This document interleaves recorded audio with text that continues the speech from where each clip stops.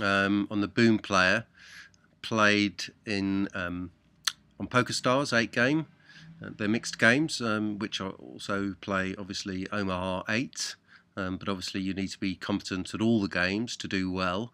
And this is No Limits Hold'em, and the themes are hand reading and bluff catching. And we're four-handed. I'm in the cutoff, and I've got ace-5 suited, so that's an open for sure. 2.5x. Definitely don't want to make it bigger, because as you can see, all the stacks, no one has a full stack except for me. I've got the biggest stack here is player 2 with just about 65 odd big blinds.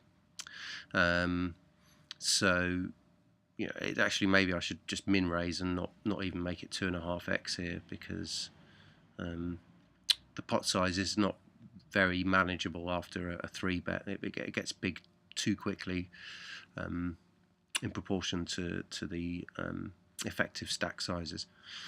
But anyway, player 2, but I make it 2.5x. Player 2 calls, player 3 calls, player 4 folds. Now, I've had quite a lot of action. Actually, we were three-handed with these two guys before player 4 joined, and there's been a fair bit of action.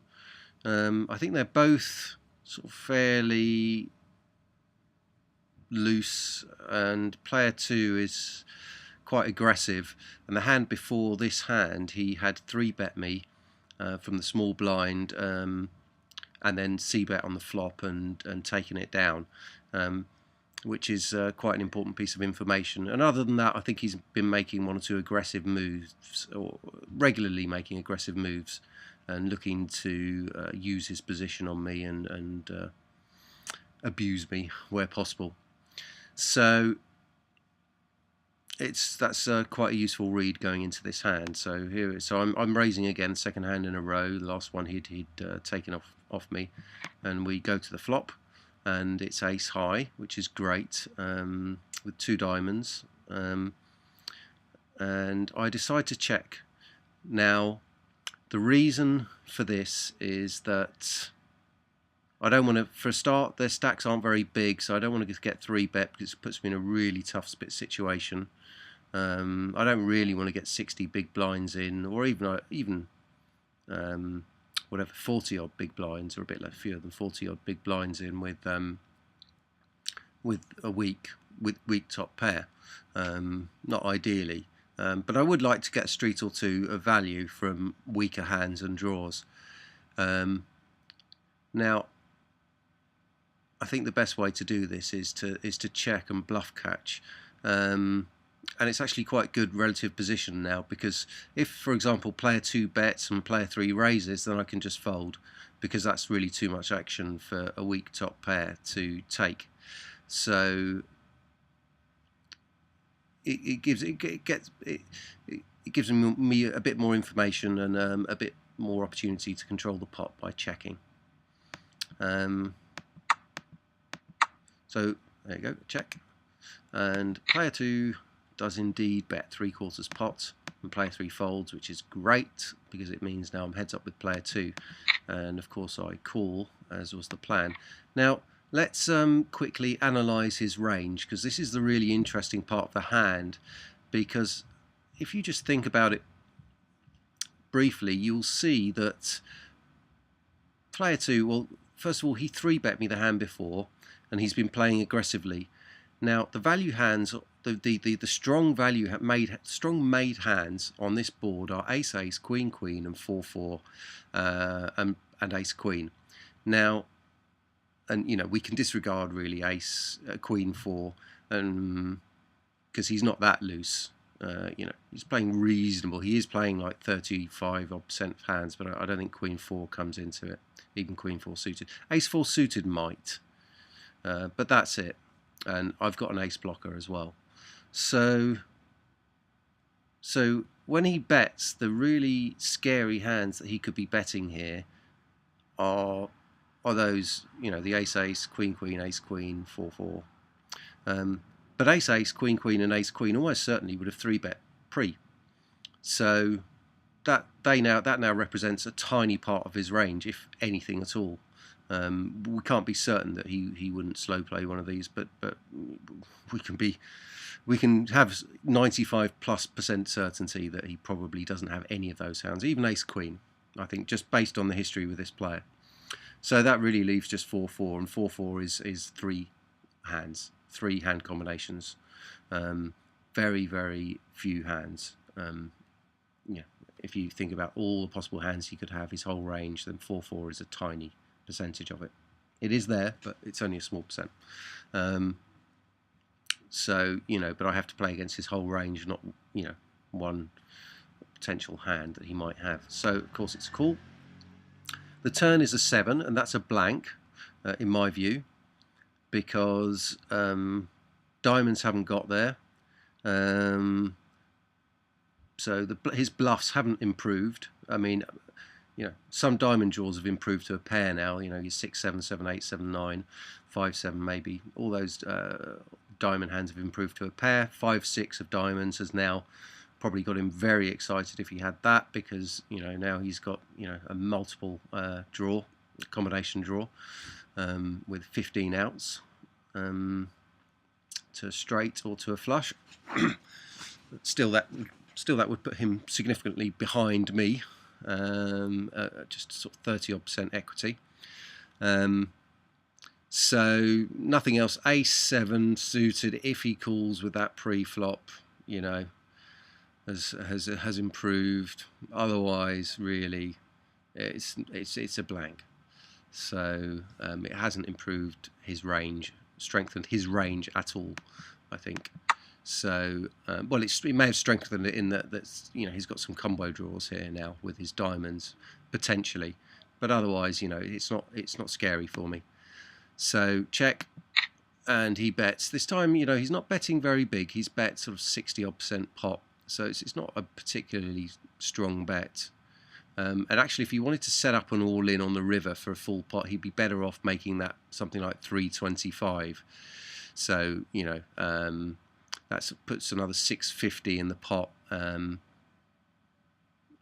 yeah, it creates a much bigger pot, well over £10, so well over $10, sorry, over $11, and he would have sort of 1050 left. So that would or even 350 to really properly set up a shove, sort of 1050 or 1020 into 12. If that's what if you had, say, 4-4, he might want to do that. He ought to be thinking about that, trying to get it all in on the river. So yeah, bet sizing not very good. So I think no change, easy call.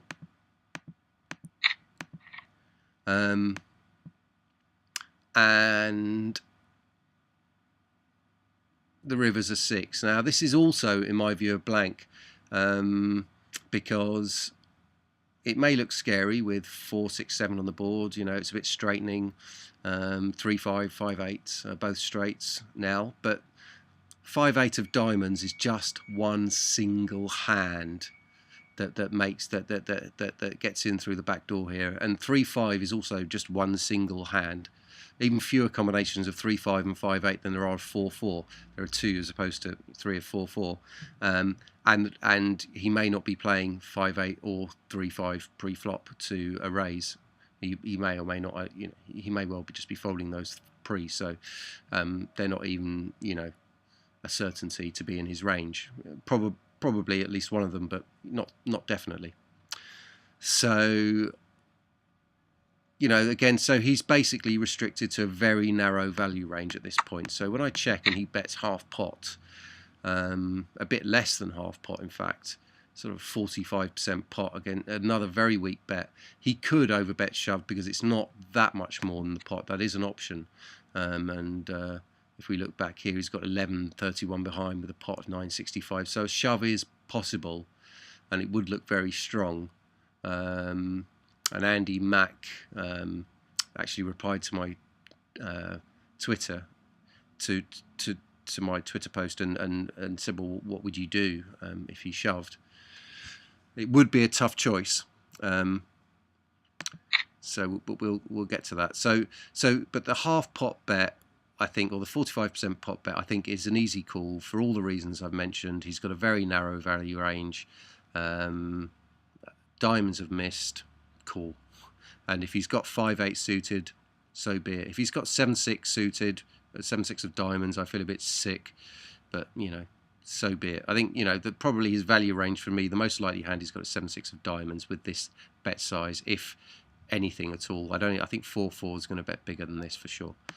So easy call, and sure enough, he's, you know, got pure bluff with the 8-9 of diamonds by the river. It's just a pure bluff. Now, if he shoves there, it is true, I think, but a shove, I think this is a common value line where you semi-bluff, flop turn, and then you back into a very disguised hand, and so you know, the overbet shove or a big bet on the river. So that would be really scary. But even with odds, poor odds there, but a bit worse than 2-1, I think it's probably still a call based on the fact that he's just representing too small a range. He's really representing 4-4 or 5-8 of diamonds, I think. And 5-8, as I said, may not be in his range. So, you know, the occasional, you know, set of sevens that somehow stab the flop. But really, he's representing 4-4. And it's just not, you know, there's just not enough there for me to find a fold. I think he is bluffing at least half the time, so 2-1. So it's a call. Now, just one other point to this hand I think that should be considered is, what am I representing by checking the flop, and therefore what's my perceived range in his eyes? And I think I think a very common line here, you know, on an ace-queen high board is, at least in perception, in his perception, would be, you know, queen jack, queen 10, jacks, 10s, maybe even, you know, 9s, 8s, some kind of made hand, a weak made hand. And I think that's his line. What his line is trying to achieve is to get a weak made hand to fold. But I guess my hand's at, you know, the higher end of the weak made hands. It's quite a decent, reasonable made hand. And so that's what, and that's another reason why I think it's a call, because in his art, because I think, you know, in my opponent's eyes, I've got a hand that should be able to fold, or might be able to fold by the river. And so when he bets that amount, 45% on the river, he's giving himself very good odds to win the pot, assuming that some portion of my range is going to fold. In fact, you know, I don't know whether it's right to fold any portion of your range there. I think maybe a pro might argue that, you know, king jack is a call.